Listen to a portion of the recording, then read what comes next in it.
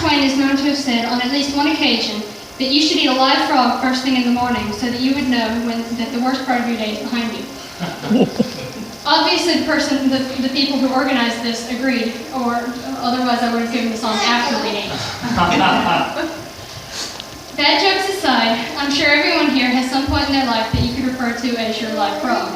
Something that you look back on and wonder why you put yourself through it. But something that you can honestly say you're glad to be done with. Something that has changed your outlook on life, hopefully for the better. A lot of people would ask, why should this improve my outlook on life? What I went through was horrible. No one understands me, and I'm perfectly content living my life as a curmudgeon.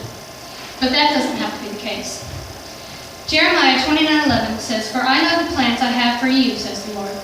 Plans to prosper you and not to harm you, plans to give you a hope and a future." 1 Peter 1:6-7 says, "At present you may be temporarily harassed by all kinds of trials. This is no accident. It happens to prove your faith, which is infinitely more valuable than gold." These are only two examples of verses about how God will use the bad in your life for good. But what happened to me was too horrible for God to use, you may say. Are you really sure about that?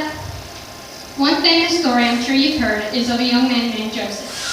Joseph's brothers hated him so much that they sold him into slavery for 20 pieces of silver.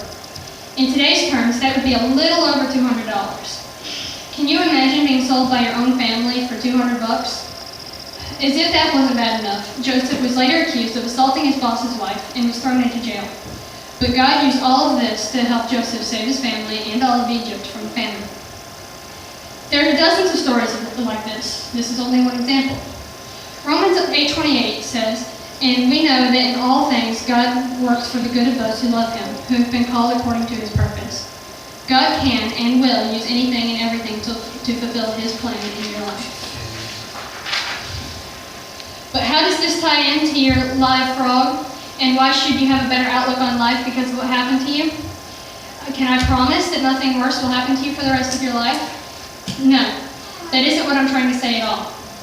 I'm saying that no matter what has happened or will happen in your life, God has a plan and will use it for good if you'll only let him. But you have to be willing to let him, and you never will be if you're letting the frogs in your past ruin your now, or if you're so busy looking around the corner for your next frog that you miss what's going on right in front of you. Remember what FROG is an acronym for. Fully rely on God. Let him use your frogs, and you'll both be happier. And look at it this way. At least your day is looking better than the frogs.